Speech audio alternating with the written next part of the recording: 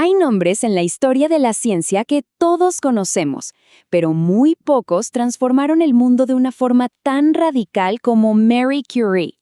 Su historia no solo redefinió la física y la química, también le dio un giro de 180 grados a la medicina. Pues esta es la pregunta central de su vida, ¿no? Su historia nos demuestra cómo una mente brillante y sobre todo increíblemente perseverante pudo cambiarlo todo, desde un laboratorio precario hasta el mismísimo campo de batalla. Para entender su historia, tenemos que ir al principio, a una Polonia bajo el dominio del Imperio ruso. Allí, una joven llamada María Sklodowska tenía una mente genial que chocaba de frente contra un muro de prohibiciones.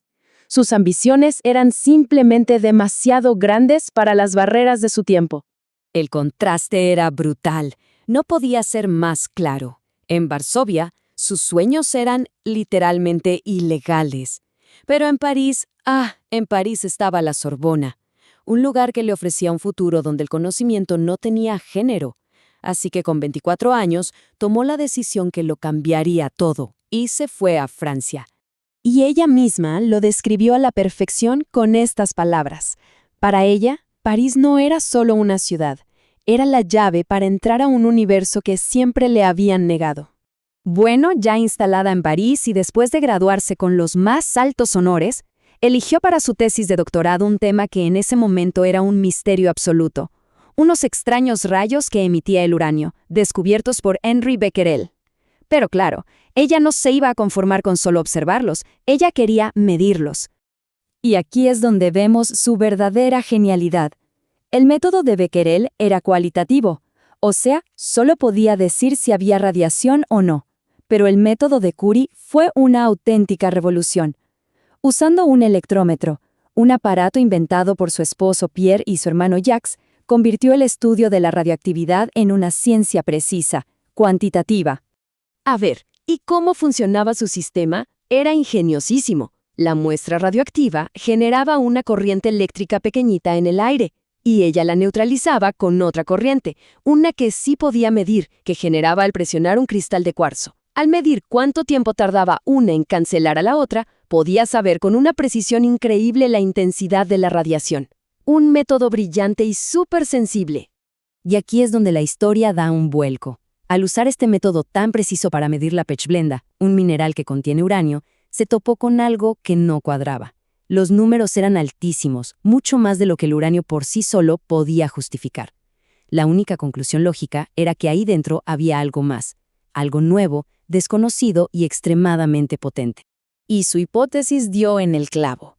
Esa anomalía no era un error de cálculo, era la prueba de que en ese mineral se escondían no uno, sino dos elementos completamente nuevos para la ciencia. En julio de 1898 anunciaron el primero, el polonio, y el nombre fue toda una declaración política, un homenaje a su patria ocupada. Pero unos meses más tarde, en diciembre, llegaría el segundo hallazgo, un elemento aún más poderoso, el radio. Pero para lograrlo, la cifra es simplemente asombrosa: 8 toneladas de residuos de pechblenda, procesadas durante 4 largos años en un cobertizo miserable, con goteras y sin ventilación, para poder aislar una pizca, una cantidad minúscula de radio puro. Fue una verdadera hazaña de perseverancia. Ahora, vamos a ver cómo este descubrimiento, nacido de la ciencia más pura, se convirtió en una herramienta para salvar miles de vidas en el peor momento posible: la Primera Guerra Mundial. Cuando estalló la guerra, Curie identificó un problema gravísimo. Los soldados heridos morían o sufrían amputaciones terribles porque los cirujanos en el frente no tenían cómo ver dónde estaban las balas o la metralla. La tecnología de rayos X existía, sí, pero estaba en las ciudades, muy lejos de donde se la necesitaba. Su solución fue, una vez más, brillante y práctica. Montó máquinas de rayos X en vehículos y usó el motor del propio coche para generar la electricidad. Así nacieron las famosas Petit Curies, que fueron, básicamente, las primeras unidades de radiología móvil del mundo. Y su impacto fue gigantesco. No fue solo la inventora, fue la líder de todo el proyecto. Organizó una flota de 20 de estos vehículos, instaló 200 unidades fijas y, fundamentalmente, capacitó a 150 mujeres para que las operaran.